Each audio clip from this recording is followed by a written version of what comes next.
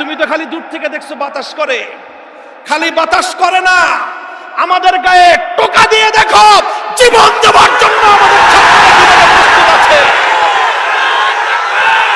আমি তো জন্ম নিয়েছি বাংলাদেশের কোনো অখ্যাত পরিবারে না, কি বলেন? শাইখুল হাদিস আল্লামা আজিজুল হক রহমতুল্লাহ আলাইহির পরিবারে জন্ম নেওয়া সন্তান আমি। এই যে আমার আগে বয়ান করে গেলেন আল্লামা মাহফুজুল হক সাহেব, আমার বড় ভাই। শাইখুল হাদিস রহমতুল্লাহ আলাইহি শুধু দিনের দিক থেকেই বড় ছিলেন তা নয়, পৈতৃক সূত্রে তিনি ধনী মানুষ ছিলেন, সম্পদশালী মানুষ ছিলেন।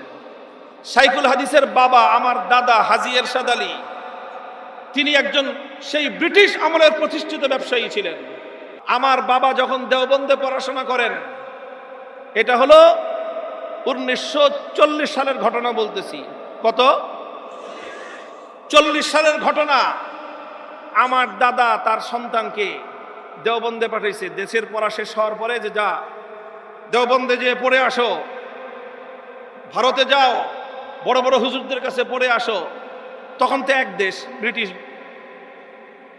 তো এখান থেকে তিনি তার সন্তানের জন্য টাকা পাঠাতেন প্রতি মাসে। কত টাকা পাঠাতেন আমি আমার বাবার মুখে আমরা শুনেছি সব ভাইয়েরা। আমার দাদা খবর নিছে গোটা আশপাশ এলাকার মধ্যে যে এমন কে আছে যার সন্তান বিলাতে পড়ে। বিলাত বুঝেন? ওই সময় লন্ডনকে বিলাত বলতো, যারা প্রবীণ তারা জানেন।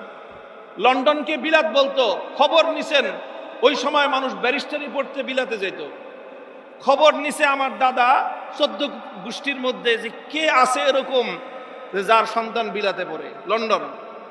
তো পাইছে এরকম একজন যে গেছে, জিজ্ঞেস করছে, তুমি যে তোমার ছেলেরে লন্ডনে পাঠাইছো ব্যারিস্টারি পড়াইতে, মাসে কত টাকা পাঠাও?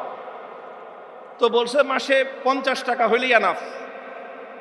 ওই সময় তো ব্রিটিশ আমল, আজ থেকে 80 বছর আগের কথা বলতেছি। 80 বছর আগে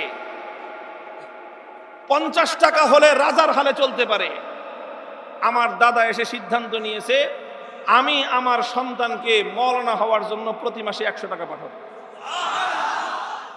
100 টাকা করে প্রতি মাসে রেজিস্ট্রি ডাকে পাঠাতেন, নরমাল ডাকে না। আজিজুল হকের নামে যখন 100 টাকা নিয়ে যেত, দেওবন্দের পোস্ট অফিস এটার মধ্যে হালচাল হয়ে যেত যে 100 টাকা পাঠায়, এটা কোন শিল্পপতি, কোন বাপের বেটা। একটা মানুষের তখন চলার জন্য মাসে 5 টাকা যথেষ্ট ছিল। একদম সাবলীল ভাবে 5 টাকা দিয়ে ভালো ভালো বড়লোক এবং আপনার ফ্যামিলির যারা ধনাঢ্য ফ্যামিলির ছেলেরা অনেকেই পড়াশোনা করতো। মাসে কত খরচ? 5 টাকা। ওই যুগে আমার দাদা তার সন্তানের জন্য পাঠাইতেন 100 টাকা। 100 টাকার প্রয়োজন আছে এই জন্য না, তার মনের মধ্যে একটা কথা ছিল, ইলমে দ্বীনের প্রতি একটা আজমত ছিল যে তুই বেটা তোর সন্তানকে যদি ব্যারিস্টারি পড়াইতে 50 টাকা দিতে পারোস, আমি আমার সন্তানকে কোরআন হাদিস পড়ানোর জন্য 100 টাকা দিব। শাইখুল হাদিস আল্লামা আজিজুল হক রহমতুল্লাহ আলাইহির পরিবারে জন্ম নেওয়া সন্তান আমি। এই যে আমার আগে বয়ান করে গেলেন আল্লামা মাহফুজুল হক সাহেব, আমার বড় ভাই। সেই বাপের ঘরে জন্ম নিয়েছি। আমার বাপ যখন ঢাকায় মাদ্রাসায় পড়তে আসছে, মাদ্রাসায় বড়কাটরা মাদ্রাসায় পড়তে আসছে, আমার দাদা বলছে, বাড়ি ছিল ব্রাহ্মণবাড়িয়া, ছেলে ঢাকায় থেকে পড়াশোনা করবে। শামসুল হক ফরিদপুরি, হাফিজ জি হুজুর, পীর জি হুজুর, ওনারা ব্রাহ্মণবাড়িয়া থেকে ঢাকায় চলে আসছেন। ছাত্র হুজুরের সাথে ঢাকায় চলে আসছে। দাদা বলছে পোলা ঢাকায় থেকে পড়বে, কষ্ট হবে, বাড়ির মাদ্রাসার কাছে বাড়ি কিনছে। এই যে চকবাজার সোয়ারি ঘাটে আমার দাদার কেনা বাড়ি ছিল, আমার বাবা যেন বাড়ির থেকে মাদ্রাসার কাছাকাছি থেকে পড়াশোনা করতে পারে। এই গল্পগুলো গাল গল্প শোনানোর জন্য বলতেছি না, বলতেছি সেই বাবার ঘরে। তারপরে আমার বাবা নিজে এত বড় ব্যবসা করেছেন। The oldest petrol pump in Dhaka city, Dhaka সিটির মধ্যে সবচেয়ে প্রথম যে পেট্রোল পাম্প ঢাকা সিটির মধ্যে, the oldest petrol pump in Dhaka city, মৎস্য ভবনের কোনায়, মৎস্য ভবন, ওই যে মৎস্য ভবনের কোনায় যে পেট্রোল পাম্পটা, এটা হলো ঢাকার শহরের প্রথম পেট্রোল পাম্প। আর কেউ কেউ বলে ওই যে আরেকটা আছে হলো সদরঘাটের, ওই যে ভিক্টোরিয়া কলেজের পার্কের কোনায়, এই দুইটা কাছাকাছি সময়ে ওরা বলে ওটা আমাদেরটা প্রথম, আর এরা বলে আমাদেরটা প্রথম। যাই হোক, ধরে নেন কাছাকাছি। এই পেট্রোল পাম্প এটা আমার বাবার হাতে প্রতিষ্ঠিত। শাইখুল হাদিস রহমতুল্লাহ আলাইহির মালিকানাধীন পেট্রোল পাম্প হলো এই মৎস্য ভবনের কোনার পেট্রোল পাম্প। এই কথাগুলো বলতেছি, আমার বাবা একজন অন্ধ হাফেজ সাহেব ঠিক করলেন, মসজিদে থাকতেন, আর আমরা ভাই বোন সব গিয়ে হুজুরের কাছে পড়তাম হেফজ।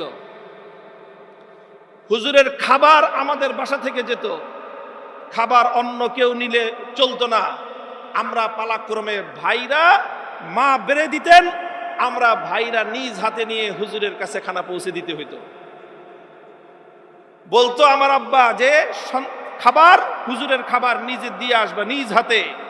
আমরা নিজেরা, আমি, মাহফুজুল হক সাহেব, আমার বড় ভাই, আমরা নিজেরাই টিফিন ক্যারিয়ার করে হুজুরের বাসায়, হুজুরের ঘরে নিয়ে খাবার দিয়ে আসতাম। টিফিন ক্যারি ধুয়ে পরিষ্কার করে দিতাম। এখনো আমার মনে পড়ে, হুজুর এখানে সেখানে যেতে, অন্ধ মানুষ ছিলেন তো একজন সাথে ছাত্র নিতেন, অধিকাংশ সময় আমি থাকতাম। আমার কাঁধে হাত দিয়ে হুজুর চলতেন, আমি হুজুরকে সামনে নিয়ে হাঁটতাম। অনেক মানুষ, অনেকে তো বুঝতো না, অন্ধ মানুষ দেখে, আবার সামনে দেখে ছোট একটা বাচ্চা টুপি পরা, হুজুরও টুপি পরা।